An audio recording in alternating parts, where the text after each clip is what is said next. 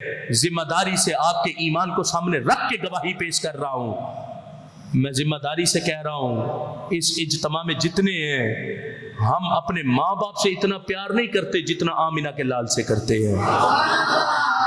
اب اس کی مثال بھی ایک دیکھو, اولاد سے اتنا پیار نہیں جتنا سرکار سے پیار ہے. ابھی 4-5 دن پہلے مدینۃ الاولیاء ملتان میں ایک شخص نے نبی علیہ السلام کی شان میں گستاخی کی. اب اس گستاخی کی خبر کسے تھی؟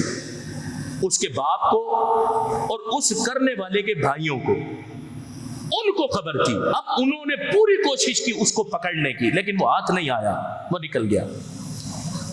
اب توجہ رکھنا,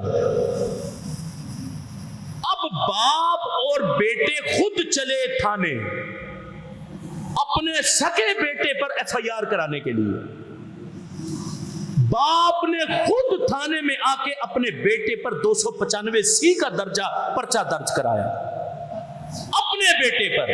اور اس بوڑھے باپ کے الفاظ بتاؤں نا, یقین جانے بندے کا عشق جوان ہو جاتا ہے. بوڑھا باپ کہنے لگا انہوں نے پکڑ لیا ہے میرے بیٹے کو اور تھانے میں بند کر دیا, کاش ایسا ہوتا کہ وہ باہر ہوتا اور کوئی اس کو پھڑکا دیتا. سکا باپ کہہ رہا ہے کاش وہ باہر ہوتا تھانے سے اور کوئی اس کو مار دیتا. کہتا ہے جو بھی مارتا میں اس کے حق میں گواہی دیتا, اس نے میرا بیٹا نہیں مارا, کتا مارا ہے. بیٹا ہے نا, سکا بیٹا ہے. تو اس باپ نے آج بھی اس بات کا اعلان کیا کہ اس سے میرا رشتہ کیوں ٹوٹا, کیونکہ اس نے میرے محبوب سے رشتہ توڑ دیا. میرے محبوب سے اس کا رشتہ باقی ہوتا تو تب میرے اولاد ہونے کا اس کے ساتھ رشتہ بھی باقی ہوتا, ورنہ میرا کچھ نہیں لگتا. اب ایف آئی آر درج کرا کے جب میں باہر نکلا کمرے سے, میں نے اس بابا جی سے کہا, میں نے کہا بابا جی تسلی رکھو ایف آئی آر ہو گئی ہے. اس نے کہا نہیں, میں خود جا کے ایف آئی آر پڑھوں گا, کہیں کوئی نرم جملہ تو نہیں لکھا جس سے وہ رہا ہو جائے. کہاں سے لاؤ گے ایسا پیار سرکار کی ذات سے؟ 1447 ہجری والا اتنا پیار کر رہا ہے اللہ کے حبیب سے, کیسے نکالو گے اس عشق کو اس امت کے سینے سے؟